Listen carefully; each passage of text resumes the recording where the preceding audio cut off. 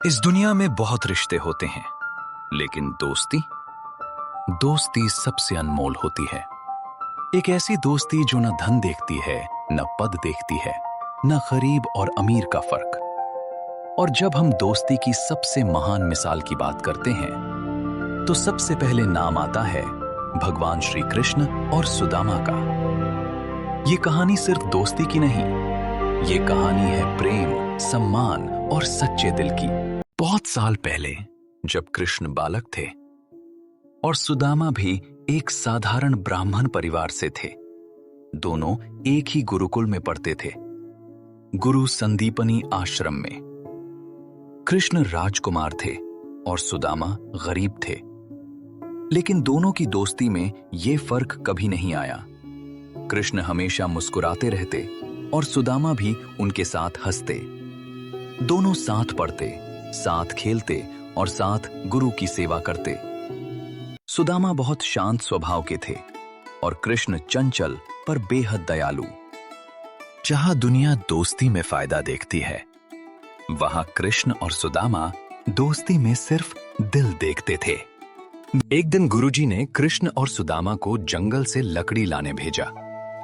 दोनों खुशी खुशी जंगल की तरफ निकल पड़े, लेकिन अचानक मौसम बदल गया।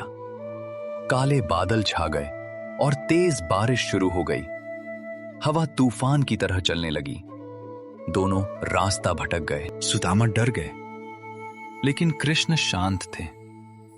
उन्होंने सुदामा का हाथ पकड़ा और कहा, डरो मत मित्र, जब तक मैं तुम्हारे साथ हूं कुछ नहीं होगा। यही होती है दोस्ती, जहां मुश्किल वक्त में दोस्त साथ छोड़कर नहीं भागता, बल्कि हाथ पकड़कर कहता है, मैं हूं ना।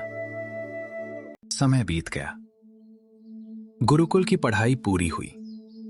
कृष्ण द्वारका के राजा बन गए। सारी दुनिया उनके चरणों में थी। और सुदामा एक गरीब ब्राह्मण बनकर अपने छोटे से गांव में रहने लगे।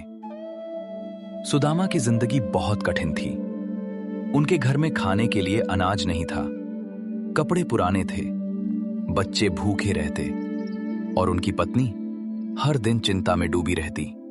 एक दिन सुदामा की पत्नी ने कहा, स्वामी, आप कृष्ण के मित्र हैं, वो अब राजा हैं। अगर आप उनसे मिल लें तो शायद हमारी गरीबी दूर हो जाए। सुदामा पहले मना कर देते हैं।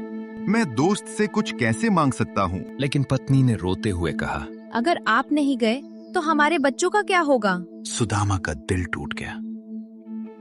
आखिरकार उन्होंने फैसला किया कि वो कृष्ण से मिलने जाएंगे।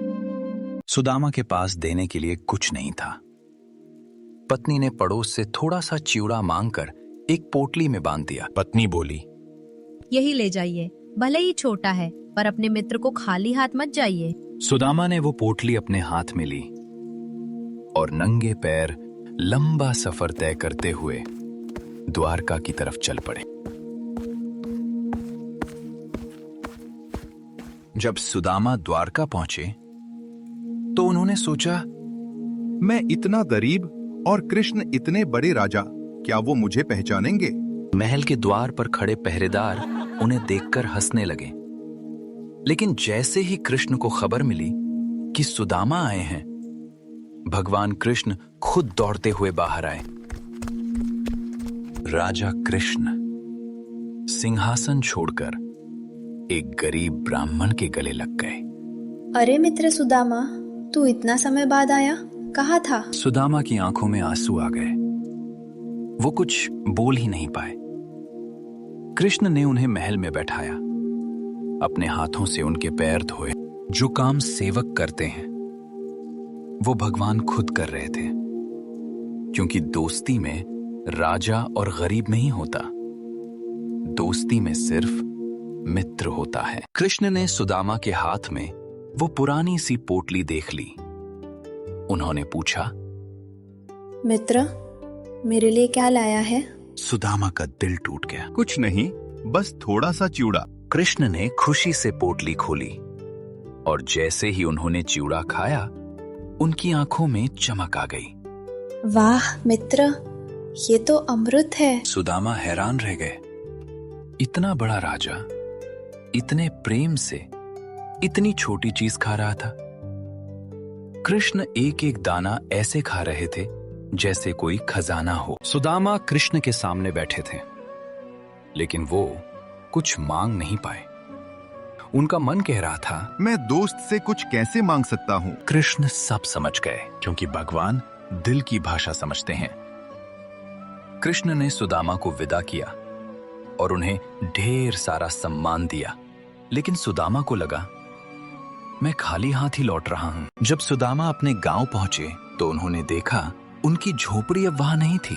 उसकी जगह एक बड़ा सुंदर महल जैसा घर था। उनकी पत्नी रेशमी कपड़ों में थी। बच्चे खुश थे। सुदामा की आंखें भर आईं। वो समझ गए कृष्ण ने बिना कहे उनकी सारी गरीबी मिटा दी।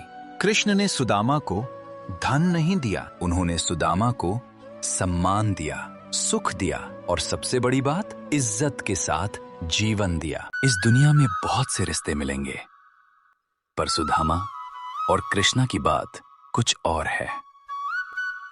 सच्ची दोस्ती वो है जो वक्त, पैसा और हालात से ऊपर होती है।